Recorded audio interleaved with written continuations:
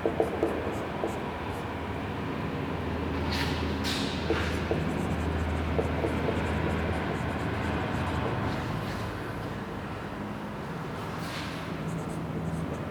Students, आज अपने करने जा रहे हैं कोऑर्डिनेटर में लेक्चर नंबर 97। देखिएगा, अपना जो टॉपिक चल रहा था comparative study between lampreys and hagfish, या यूँ कह सकते हैं कि difference between lampreys and hagfish, ये अपना टॉपिक चल रहा था। तो जिसमें आपको कुछ 4-5 बातें मैंने आपको कल बताई थी कि जो लैम्प्रेज और हैगफिश है उनके अंदर क्या डिफरेंस होता है। देखिएगा कि हमने आवास की बात कर ली थी, परजीविता की बात कर ली थी और प्रवास की बात कर ली थी। फीडिंग की बात आज अपने करेंगे। तो फीडिंग वैसे ध्यान नहीं है कि ये जो लैम्प्रेज होती हैं ये बाहर से रहते हुए उस बड़ी मछली का क्या करती है, रक्त चूसने का काम करती है या उसके थोड़े बहुत मांस के टुकड़े को भी खाती है। जबकि हैगफिश क्या करती है, ये शरीर के अंदर प्रवेश करके उसके मांस को खाने का प्रयास करती है या मांस को खाती है। ऐसा आपने इसमें देखा था। और ये भी बताया था कि आपको जो हैगफिश होती हैं वो या तो मुख से प्रवेश कर जाती है मरी हुई मछलियों के या मृतप्राय मछलियों के या जो मरने के कगार पर है या घायल मछलियों के, और उसके बाद में आपको बताया था कि अंदर प्रवेश करके उनको इतना खोखला कर देती है कि केवल उनका जो कंकाल है वही बचता है, शेष मछली को खा जाती है। जबकि लैम्प्रेज जो होती हैं वो खाती नहीं है, केवल वो रक्त शोषण करती है। लक्षण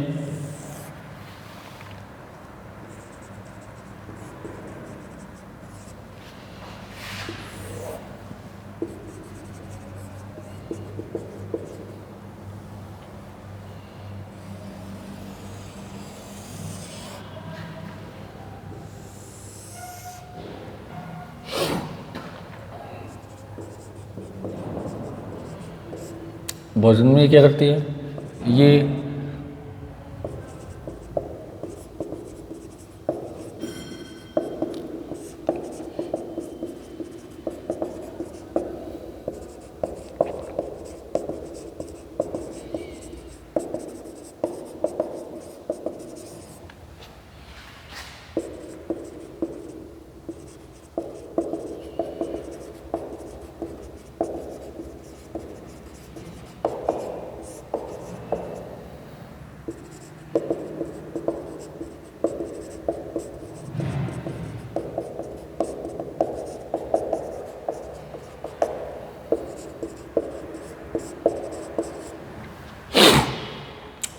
तो ये भोजन का क्या इनका तरीका है।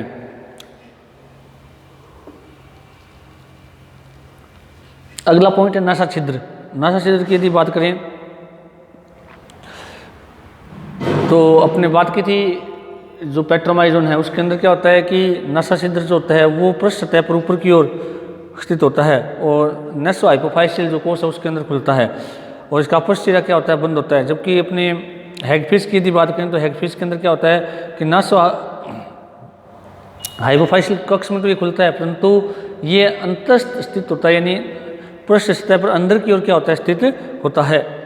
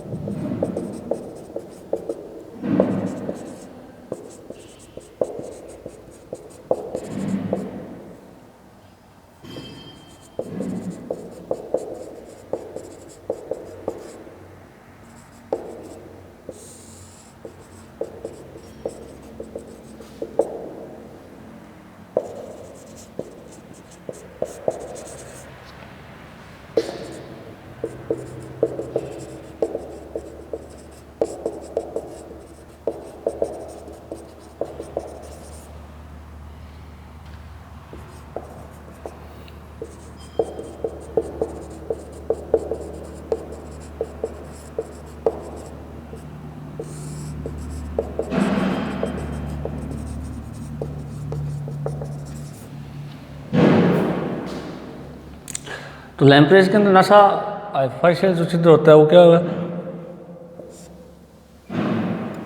पृष्ठ स्टेप का ऊपर की ओर स्थित होता है तथा पीछे की ओर किसमें क्या ये बंद रहता है, और नसा हाइपोफाइशियल जो कोश है उसमें खुलता है। इसके अंदर क्या होता है, ये अंतस्थ स्थित होता है, उसमें ऊपर की ओर यानी बाहर से अपने को दिखेगा। तो इसके अंदर क्या होता है, ये अंतस्थ अंदर की ओर स्थित होता है तथा नसा हाइपोफाइशियल जो छिद्र होता है कोश में क्या वो खुलता है। तो ये इसका है। और उसके अंदर लैम्प्रेज के अंदर हमने देखा था कि पीनियल ऑर्गन है वो भी क्या है, या पीनिल आई है वो भी क्या है, उसमें पाई जाती है, जबकि इसके अंदर ऐसा नहीं होता है। अब इसके अंदर देखिएगा पीनियल क्षेत्र हम बात करें, जो बात आ गई है जो हमने अभी डिस्कस कर रहे थे, पीनियल क्षेत्र इसमें क्या है उपस्थित होता है, इसमें क्या होता है एब्सेंट होता है, अनुपस्थित होता है, अनुपस्थित होता है। क्या पीनियल क्षेत्र जो हमने बात की थी, जो पेट्रोमाइजन होती है उसके नसा हाइपोफाइशियल जो कोश होता है उसका ठीक जो पीछे का भाग है वो लंबावत होकर के पीनियल बॉडी का निर्माण करता है, जबकि इसके अंदर जो है पीनियल बॉडी नहीं पाई जाती है। उसके बाद में यदि हम बात करें नेत्र, इसके अंदर क्या होते हैं, पूर्ण विकसित और बड़े होते हैं, किसमें, पेट्रोमाइजन में। हमने कल देखा था नेत्र पूर्ण विकसित व बड़े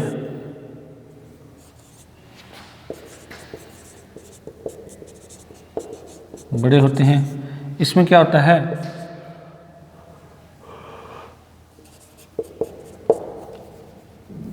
नेत्र छोटे व राशित होते हैं। तो ये बात हमने बात कर चुके थे, क्योंकि जो ये मछलियों के ऊपर चिपकता है भाई, ये परजीवी होता है, तो ये मूवमेंट करता रहता है, तो मूवमेंट करने के लिए इसको नेत्रों की आवश्यकता होती है, जबकि ये बिलकारी प्रकृति के होते हैं, हैगफिशेज, जिस कारण इनको इधर उधर गमन करने की आवश्यकता नहीं रहती, इसलिए इनके नेत्र क्या होते हैं, छोटे होते हैं, अल्प विकसित और या दृष्टिहीन होते हैं। और किससे ढके रहते हैं, त्वचा से भी ढके रहते हैं, इनके अंदर त्वचा से ढके रहते हैं।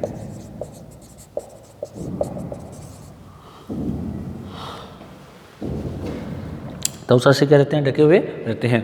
उसके अलावा यदि हम बात करें मुख की, तो मुख जो है मुख कीप के शीर्ष पर स्थित होता है, और संवेदी स्पर्शक क्या होते हैं, एब्सेंट होते हैं। अगर मुख की यदि हम बात करें इसमें,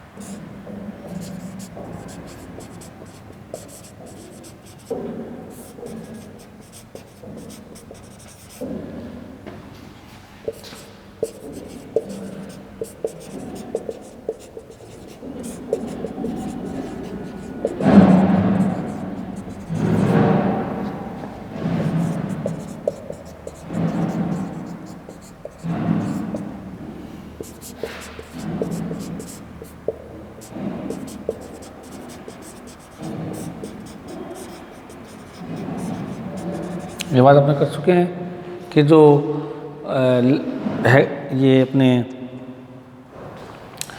लैम्प्रेज होती हैं, इनके अंदर मुख की बक्कल फनल पाई जाती है, और बक्कल फनल के अगर सिरे पर क्या होता है, इसका मुख स्थित होता है, और मुख जो है आगे की ओर किस में खुलता है, बक्कल कैविटी में खुलता है, जबकि इसके अंदर क्या होता है कि अंतस्थ स्थित होता है, तो उसमें 3 से 4 जोड़ी के संवेदी स्पर्शक पाई जाती है, जबकि यहाँ पर संवेदी स्पर्शक क्या थे, एब्सेंट होते हैं। और संवेदी स्पर्शक मैंने बताया था कि इसके अंदर जो बाह्य जल के अंदर होने वाली संवेदनाएं हैं उनको क्या करते हैं, ग्रहण करने का काम करते हैं।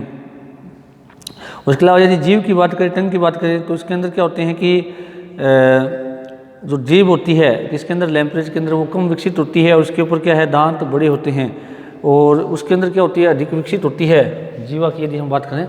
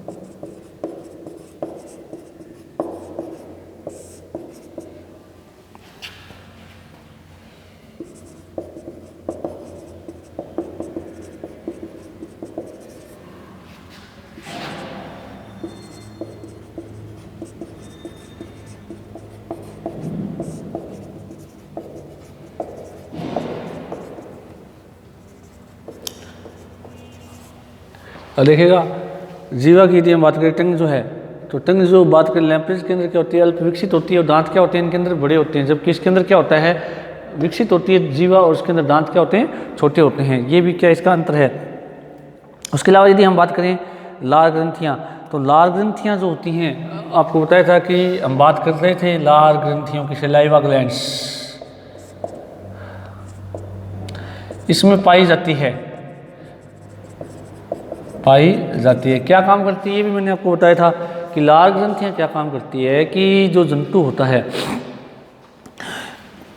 ये बाह्य परजीवी होता है, लैम्प्रेज या पेट्रोमाइजन बाह्य परजीवी होता है। तो ये क्या करता है कि जैसे ही अपनी मुख और जीवा की सहायता से कोई भी जंतु के मांस को काटता है और खून चूसने का प्रयास करता है, तो खून जैसे ही बाहर निकलेगा ब्लड वेसल से, तो उसका थक्का बनने का प्रयास करेगा। तो इसके अंदर जो मौजूद लार ग्रंथियाँ हैं वो क्या करती है, एक तो जो रक्त बाहर निकल रहा है उसको तरल बना लेती है ताकि चूसने में क्या रहे, उसकी आसानी रहे। दूसरा क्या काम करते हैं कि जो लार ग्रंथियों के अंदर क्या एंटीकोगुलेंट पाया जाता है, वो एंटीकोगुलेंट क्या करता है, रक्त का थक्का बनने से क्या है, रोकता है। यानी जितनी देर वो रक्त चूसे वो उसका रक्त का थक्का ना बने, ये काम कौन करता है, लार ग्रंथियों के अंदर पाए जाने वाला रसायन ये काम करता है। तो ये बाह्य परजीवी होने का इसका फायदा है, इसका एक अनुकूलन है। जबकि उसके अंदर क्या है, हैगफिशेज के अंदर क्या होता है कि ऐसा कुछ नहीं होता, उनके अंदर लार ग्रंथियाँ एब्सेंट होती है, क्योंकि वो मांसभक्षी प्राणी की प्रकृति की होती है।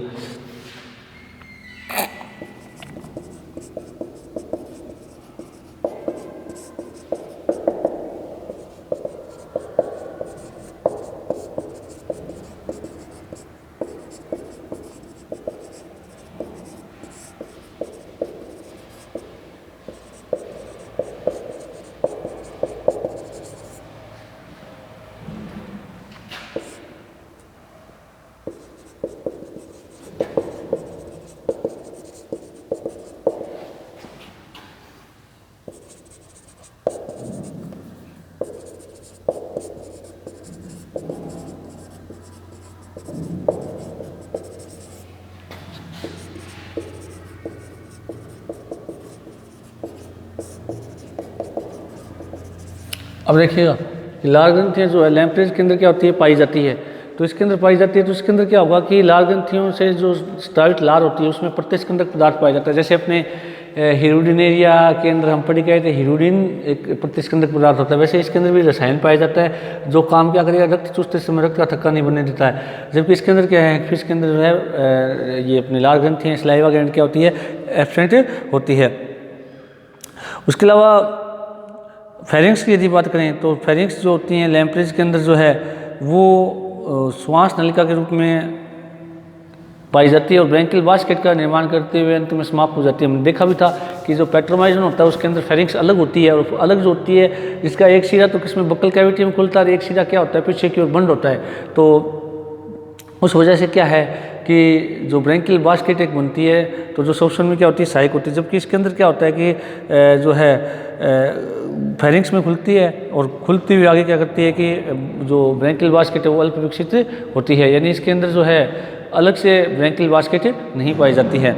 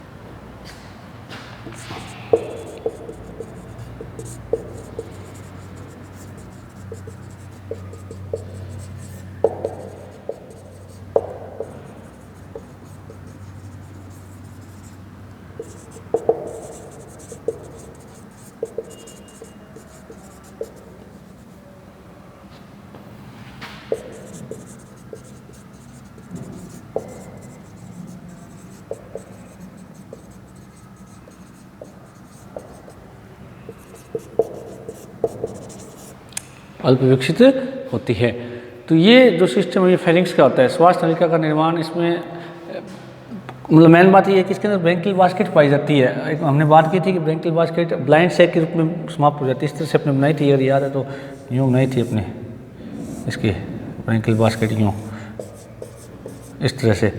तो ये बक्कल कैविटी एरिया हो गया, ये कौन सा हो गया फेरिंग्स सॉरी ओएसोफेगस, फिर पीछे इंटेस्टाइन और ये थी फेरिंग्स। तो ये यहाँ पर बंद थी, इसका एक सिरा बक्कल कैविटी में। इसके अंदर ऐसा नहीं होता, इसके अंदर सीधा ही ऐसा होता है सिस्टम इस तरह से।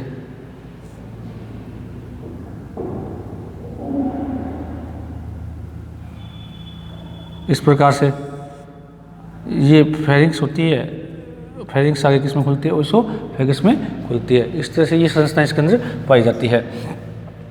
नेक्स्ट यदि हम बात करें इसके अंदर जो है गिल स्लिट्स एवं जो ब्रेंकियल सैक की बात करें,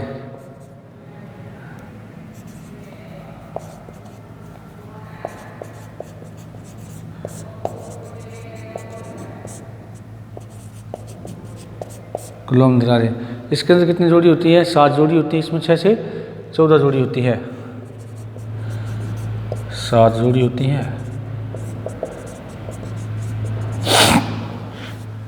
इसमें 6 से 14 जोड़ी होती है।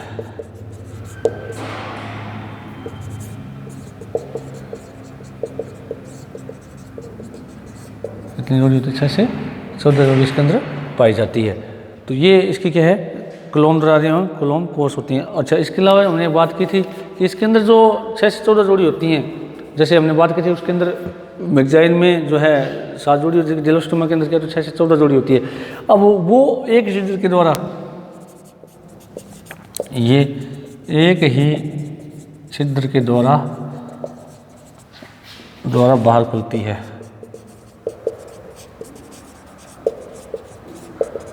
क्या खुलती है, बाहर खुलती है। जबकि इसके अंदर 7 जोड़ी जो होती है कुलोम कोर्स या गिल स्लिट्स, वो 7 जोड़ी छिद्रों के द्वारा क्या खुलती है, बाहर खुलती है। तो ये भी इन दोनों का क्या है, एक डिफरेंस होता है। उसके अलावा आंतर की बात करें तो इसके अंदर जो आंतर होती है वो सर्पिल होती है। सर्पिल जिसके एंटीफ्लोसोल का निर्माण होता है, इसके अंदर लंबवत उभार इसके अंदर क्या होते हैं, पाए जाते हैं। अगर आंतर की यदि हम बात करें आगे,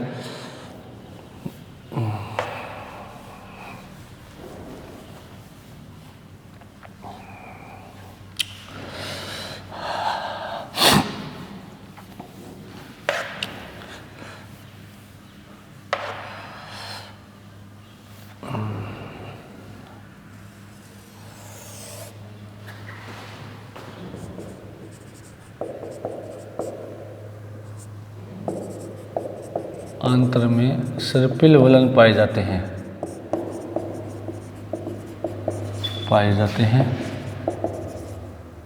तथा टिफ्लोसोल भी पाए जाते हैं। जबकि यहाँ पर क्या है, आंतर की भित्ति लंबवत होती है, लंबवत उभारयुक्त होती है। आंतर की भित्ति लंबवत उभारयुक्त होती है।